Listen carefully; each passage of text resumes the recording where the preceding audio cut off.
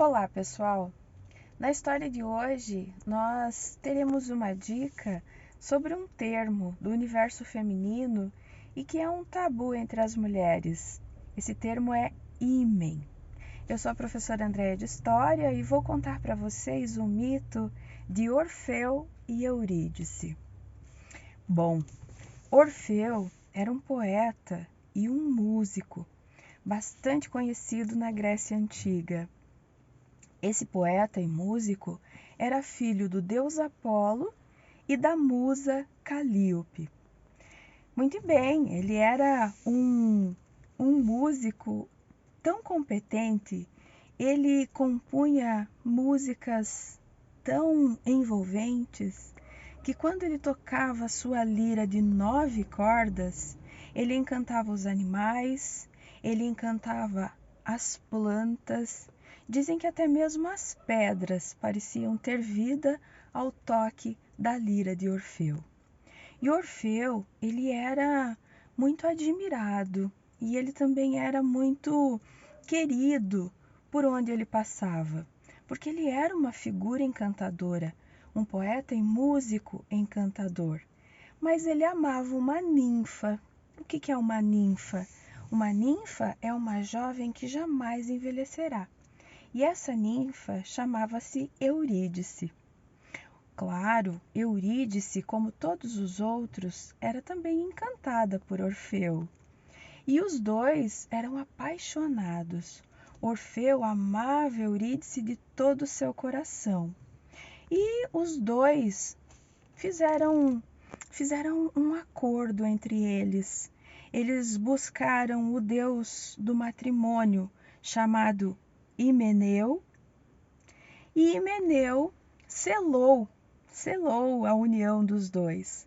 Dizem que no culto de Himeneu, onde um casal se aceitava como sendo um para o outro, havia uma tocha que se acendia no momento em que os deuses aprovavam a união. Mas, infelizmente, na união entre Orfeu e Eurídice, a tocha não se acendeu. Mesmo assim, Himeneu considerou o casamento válido. Os dois saíram dali. A ninfa resolveu andar pelo bosque e Orfeu foi tocar sua lira. Orfeu tinha um amigo, um apicultor.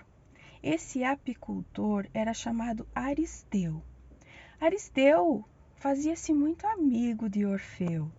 Orfeu contou para ele que tinha se unido a Eurídice e Aristeu ficou enciumado. Ele foi sorrateiramente atrás de Eurídice e, no momento em que viu que ela estava bem afastada da cidade, ele começou a persegui-la. Quando ela percebeu que estava sendo perseguida, começou a correr. Eurídice corria desesperadamente pelo bosque e Aristeu atrás dela. De repente, à beira de um rio, Eurídice pisa numa víbora, pisa numa cobra, e essa cobra pica Eurídice, que cai sem vida. Aristeu percebe que a moça foi picada pela cobra e avisa Orfeu. Quando Orfeu fica sabendo do que aconteceu e vai ao encontro da amada, já encontra Eurídice sem vida. Orfeu se desesperou. Sua lira, que antes tocava acordes alegres, acordes cheios de vida, passou a ser entristecida. E ele, durante algum tempo, ficou assim, muito triste, condoído, ficou em estado lastimável. Quando ele teve uma ideia, ele pensou: vou ver se consigo conversar com Hades. Vou ver se consigo fazê-lo devolver a minha amada Eurídice.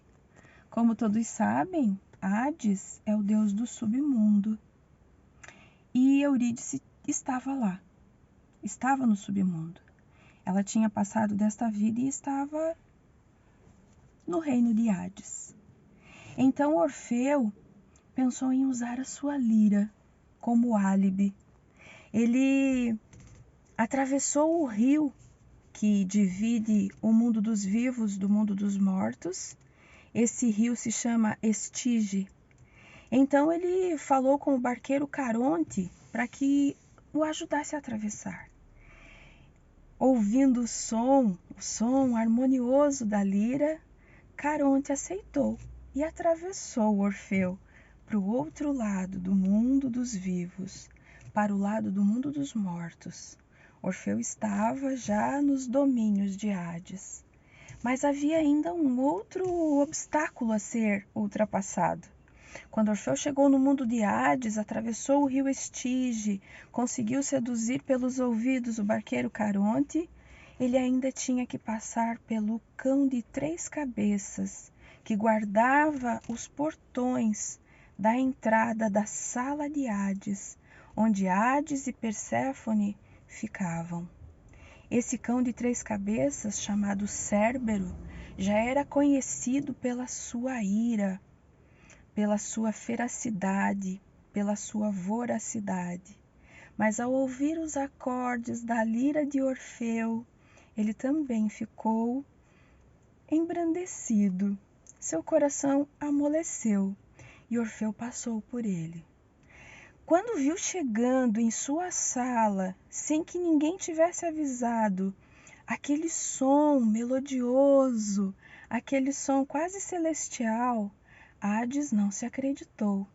Tampouco sua esposa Perséfone acreditou no que via.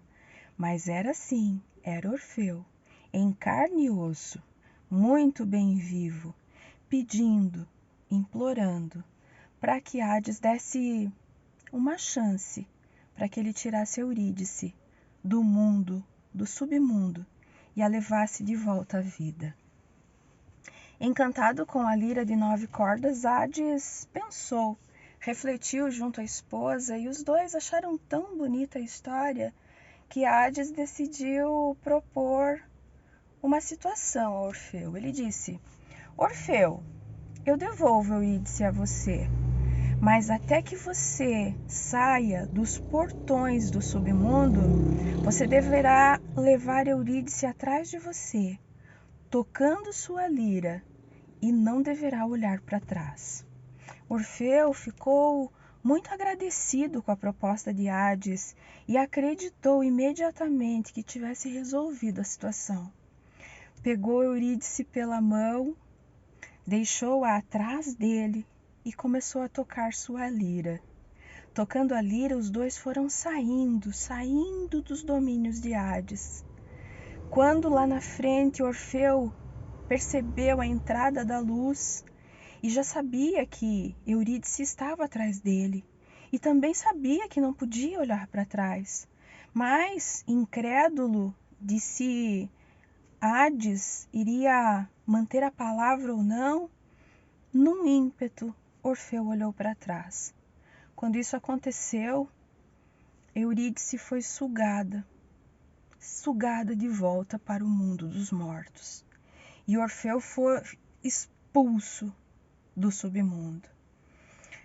Orfeu chegou no mundo dos vivos desacreditado, desolado. Sua harpa já não mais tocava acordes de felicidade novamente. E ele passou a vagar. Ele passou a vagar pelos bosques, pelos montes, pela cidade.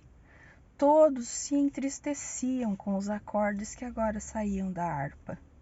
Sua harpa tocava melodias entristecidas, que faziam com que o dia ficasse enegrecido. Um certo dia, as Mênades, que são mulheres enlouquecidas, mulheres que acompanham o deus do vinho Dionísio, as mulheres mais vulgares que havia, elas se encantaram com Orfeu e tentaram seduzi-lo. Mas Orfeu só sabia pensar em Eurídice. Ele recusou todas as Mênades e elas o mataram. Picaram-no em muitos pedaços, jogando apenas a sua cabeça e a sua lira num rio. Orfeu estava morto. porque ele tinha simplesmente rejeitado as Mênades.